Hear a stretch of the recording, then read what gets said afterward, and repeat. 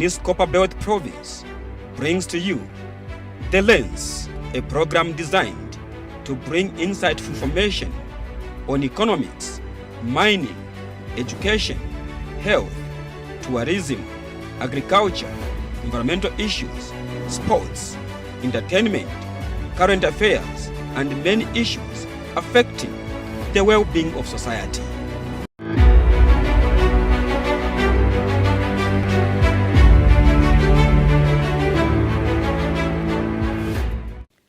It's a pleasant day from the Ndola studio. On The Lens today, I'm your host, Penlop Chansa. Now, on The Lens today, we are looking at the Ndola Teaching Hospital. We are getting an insight in the Ndola Teaching Hospital, and to help me discuss that, I have with me in the studio Senior Medical Superintendent, Dr. Justo Banda. Dr. Banda, welcome to The Lens. Okay, thank you so much, Andy. It's a pleasure to have you on The Lens this beautiful day. How is Ndola Teaching Hospital? No, the hospital is fine, and from our patients are also well, and the facility is in a better place. Wonderful, wonderful. Now, Dr. Banda, to get into this interview, I would like to find out what is the mandate of the Ndola Teaching Hospital? Okay, thank you so much.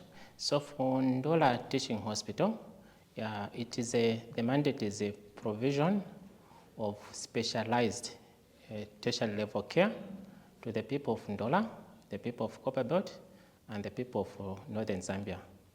And then secondly, also apart from provision of specialized care, the second mandate is basically teaching. We are an academic institutions, so ours is also to train undergraduates as well as postgraduates. And then also thirdly is the research. So we're also a research wing. So provision of clinical care, teaching or training, and then lastly, research. Wonderful, wonderful. Now, Ndola Teaching Hospital. Well, let me mention from the onset that I was born at Ndola Central Hospital. Now, we're talking Ndola Teaching Hospital. Would you kindly give us a background of the institution, how it has evolved from Central Hospital, it's now a teaching hospital? Okay, thanks. Thank you so much. So Ndola basically was formed since 1972. So now it's almost 50 years ago. And I think in those days it still used to function as like a general hospital, non-specialized. But today, basically, Ndola is really functioning as a highly specialized tertiary level hospital. And the provision of care currently at the hospital is consonant with what is existing locally, in line with the UTH and other tertiary level hospitals, but also is in line with what is also existing with for instance, our neighboring hospital, Joburg Chain, Windhoek Central Hospital. So that's the area that we're now basically at par currently now. So in terms of bed capacity, where are we? Yes, please. With Ndola Teaching Hospital? So we've also evolved basically from managing 200 patient bed capacity. Today we have a bed capacity of 850. At any particular day, we have basically 450 patients that are admitted in our hospital daily. And then in terms of outpatient per day, we see nearly 1,000. This includes general patients, also includes those coming in for specialized services, whether it's DM, hypertension, renal, and all those specialized disciplines of surgery. So you're looking at that. So we're actually a second after UTH Adult Hospital. So we're the second largest hospital in the country after the UTH Adult Hospital. Because UTH Adult Hospital is also about 850, but we differ in terms of the inpatient. Because for them, they have about 670. As per day, we have 450 admitted per day. So that's where we are now. Yeah. Interesting. Now, doctor, when I look at the ministry, you are under Ministry of Health. And when I look at Ministry of Health, their vision is to bring healthcare services as closer to the family as possible. Yes. Now, as a teaching hospital, yes. Ndola, I've heard you mention of being a referral hospital. You have patients from all across the country, I should say. Yes. How are you helping the ministry to realize that vision? Exactly. So we look at now the domains for health. So previously, for someone coming for specialized services, they had to be referred to the centrally, to University Teaching Hospital.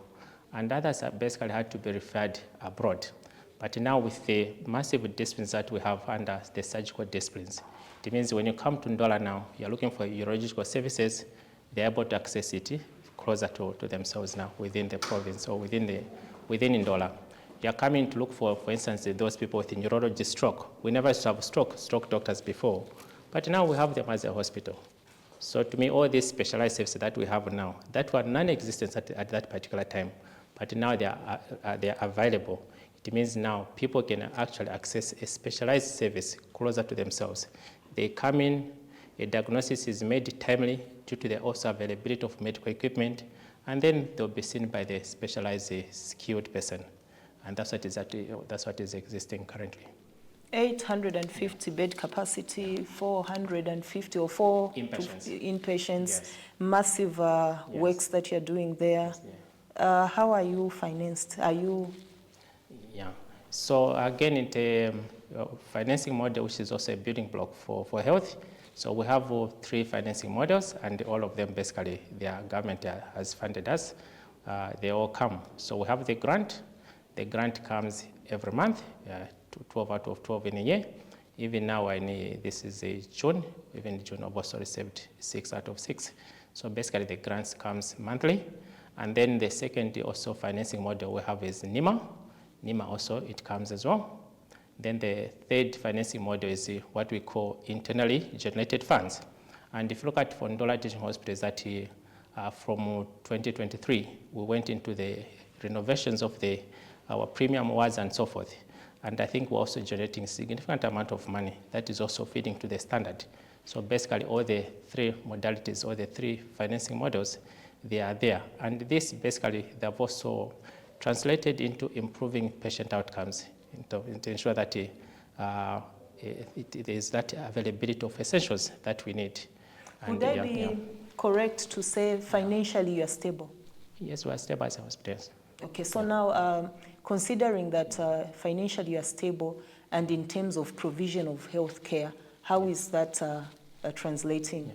So the health financing is a building block that should ultimately translate into reduced morbidity as well as reduced mortality. So what happens that with the stable financing model, if you look at also our clinical indicators, be it before maternal, for instance, for maternal, we do about 8,400 deliveries, but what you pick that actually, despite increased number of deliveries, our mortality as a hospital has gone significantly lower. Then if you go back again, let's say you talk about surgery.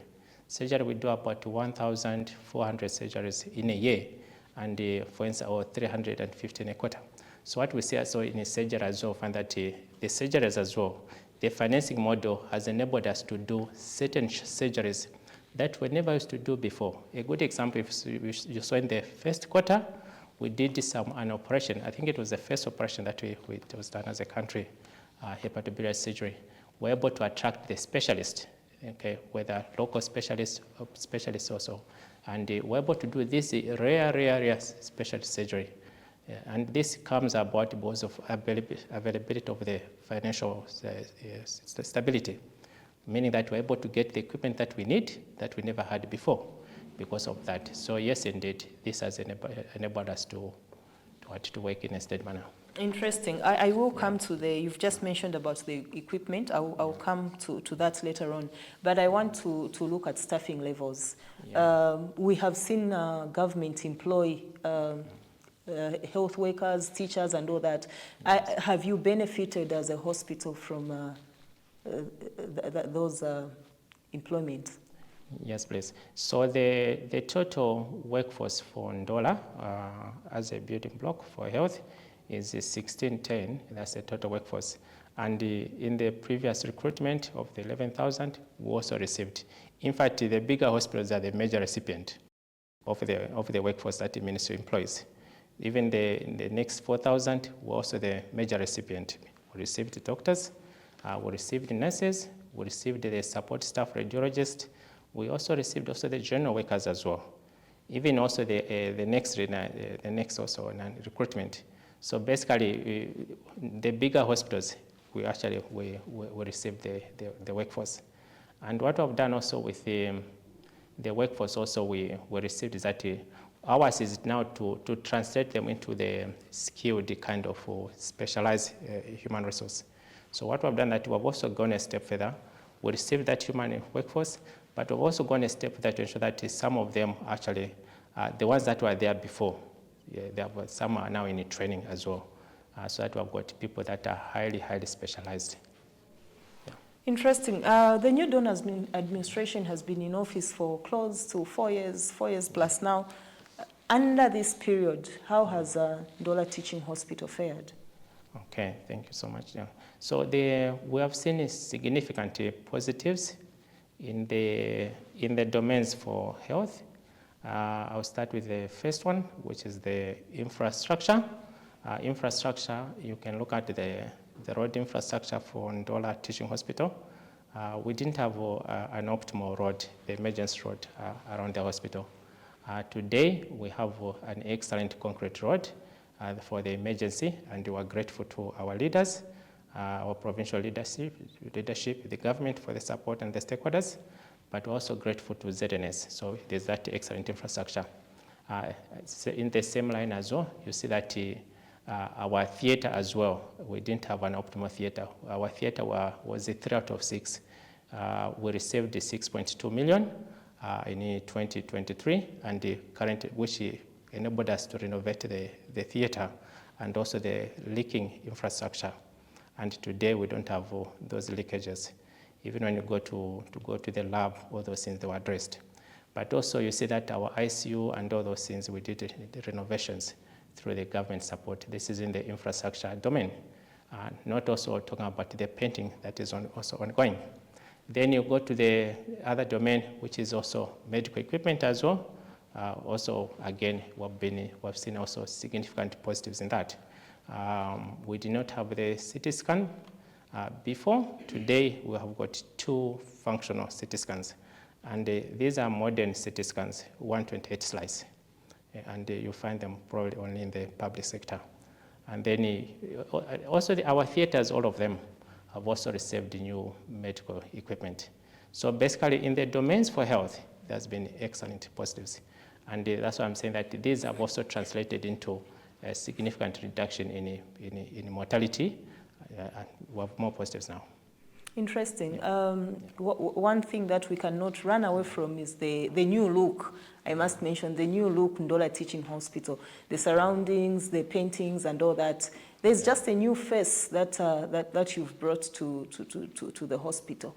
And from our understanding, we would like to find out, there's been talk that there are other hospitals that are coming just to benchmark what has happened from Ndola Teaching Hospital. How true is that? Do we have other hospitals that are looking to us?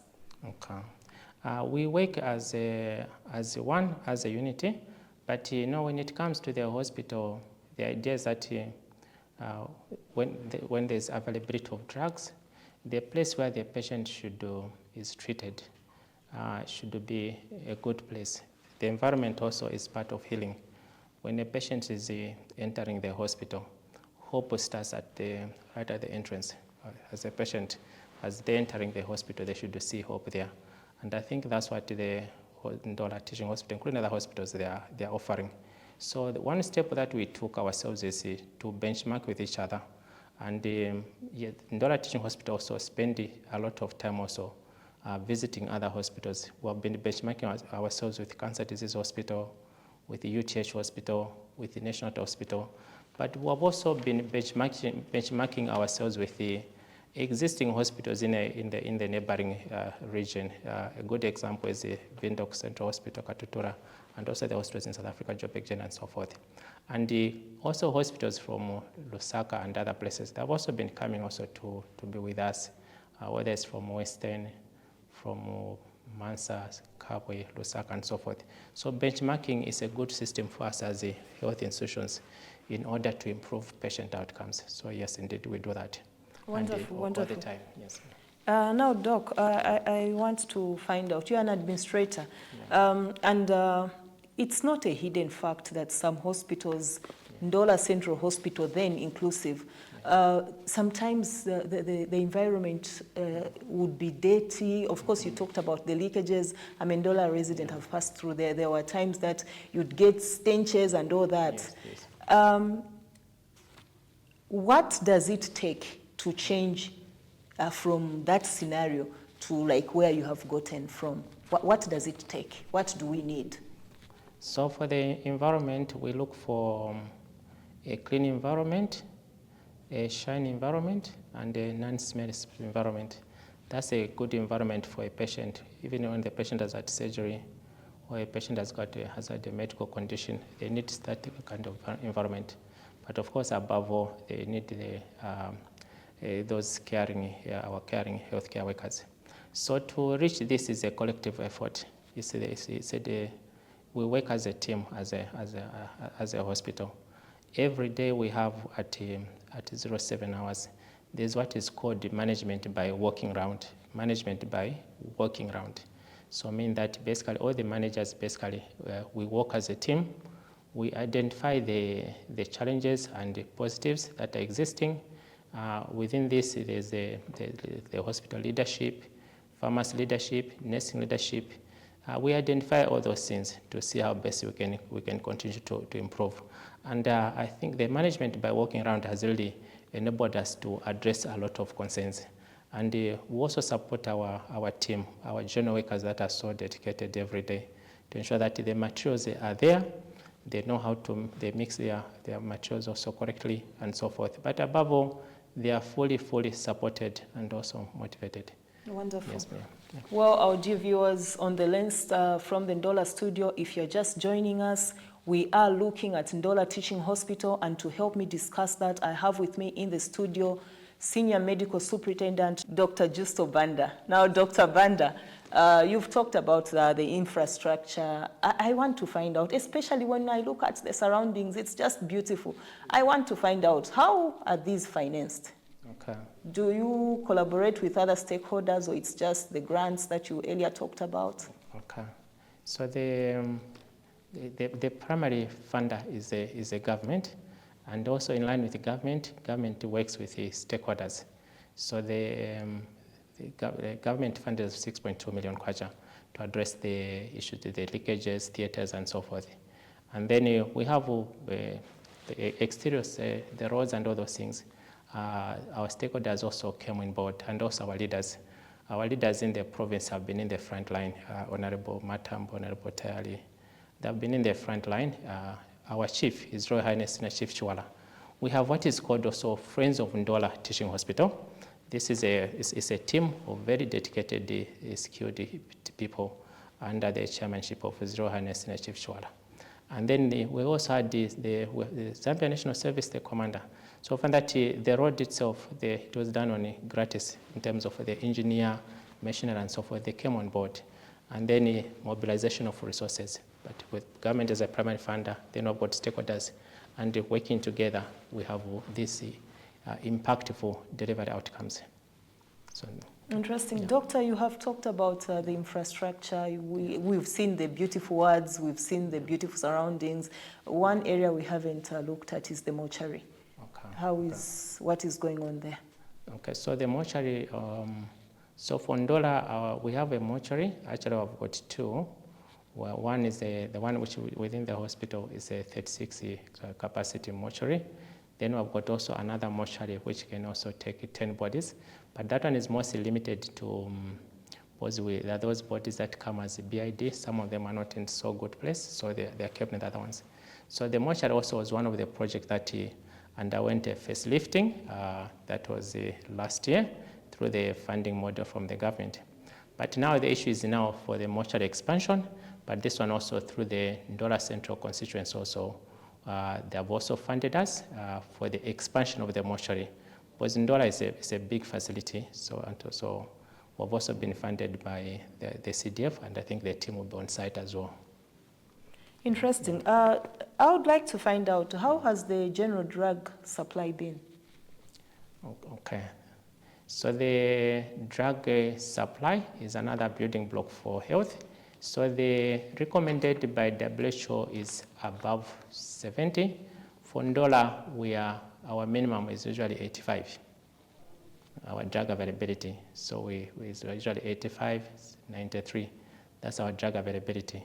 And that's what makes us to be able to, our essential drug list, to be able to perform these procedures as a hospital. So our drug availability is above 83. Interesting. Now, Doc, what comes to your mind as an administrator? I'll get to you as an administrator. What comes to your mind when you hear drug pilferage? So you have to have a system. Drug pilferage impacts negatively on service provision. And also it can also impact negatively on patient outcomes.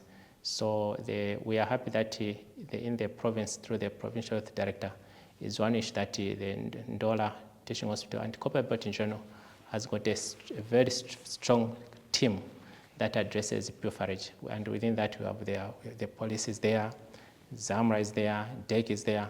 So actually it's insignificant, because for Copperbelt, you're involved in that, you are arrested and you are jailed. So you see that actually there's a CCTV all over, but I think it goes to the team. There's anti-pilferage teams at Ndola Teaching Hospital and in the province. This is one of the mandate for the province, and through the page does ensure that these teams are very, very functional within all hospitals.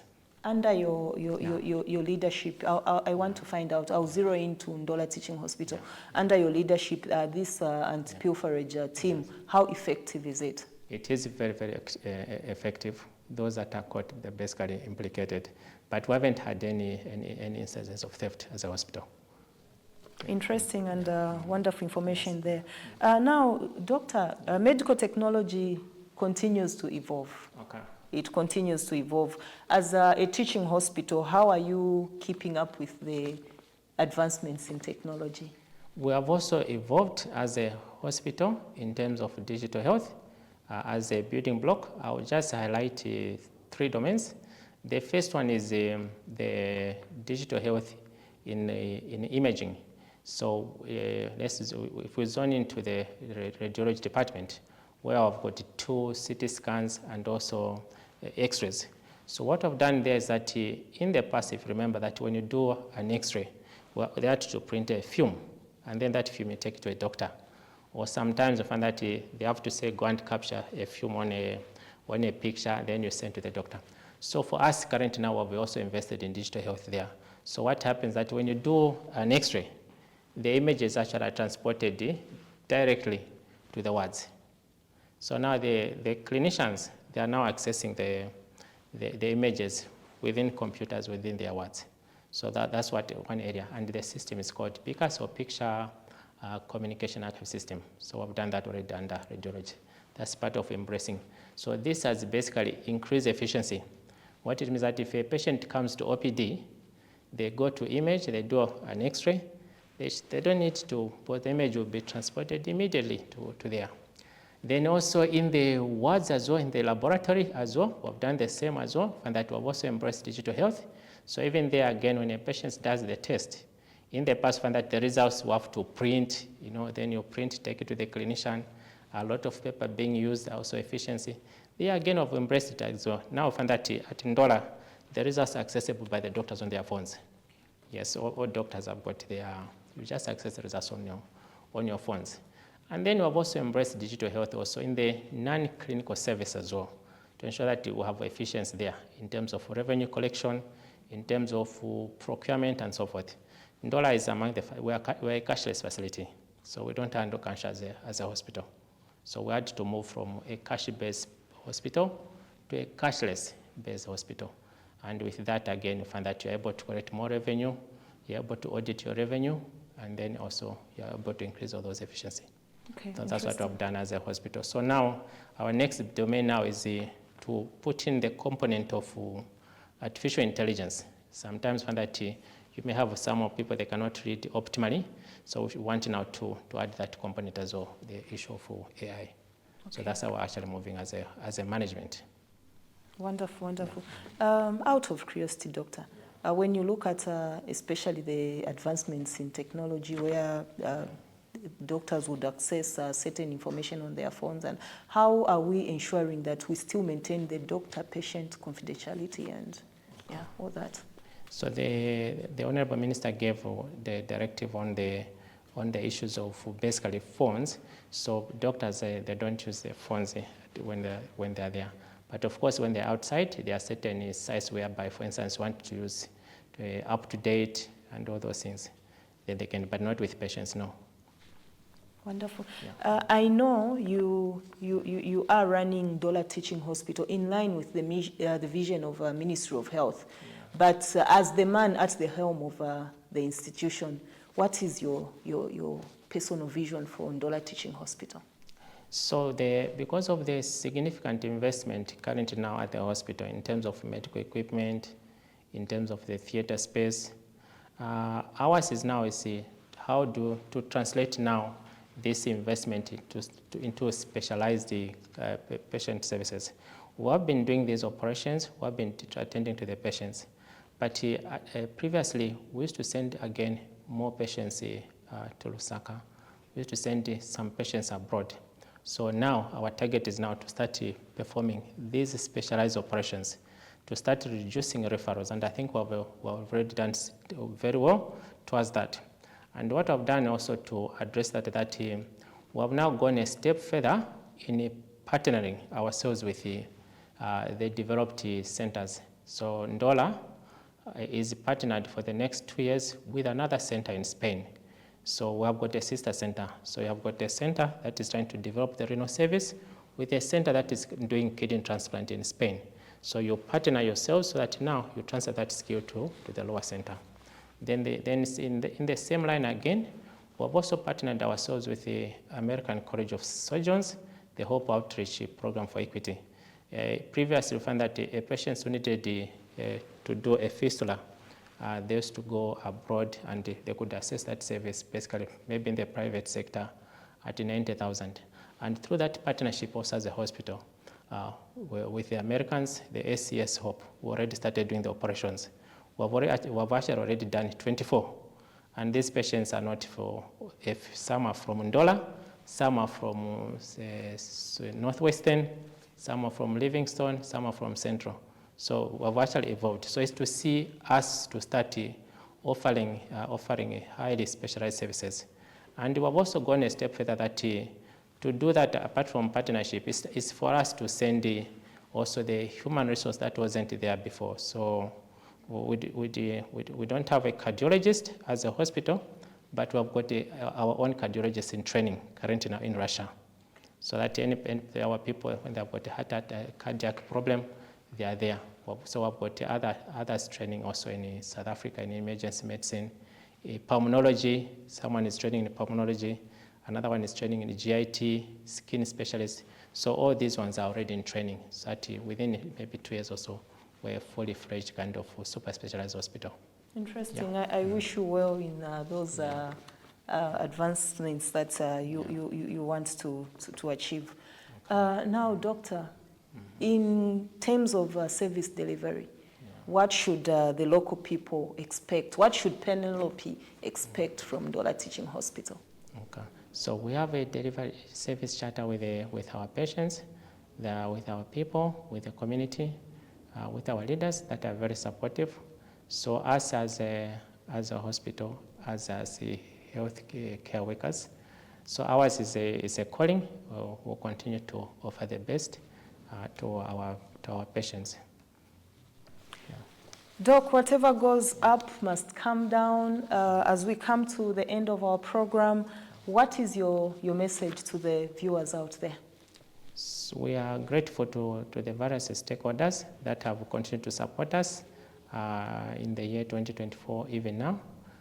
Government cannot work alone. It needs the support of the community, the Friends of Ndola Teaching Hospital and other stakeholders. We are very, very grateful to them. Let's continue to work as a team. Thank you. Thank you very much. Well, our dear viewers, thank you for having joined us on the Lens today from the Ndola studios.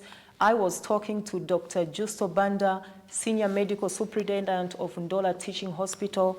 It has been a pleasure. We were looking at the new look Ndola Teaching Hospital. So from me and my colleagues in the studio, It's pleasant viewing. Thank you very much.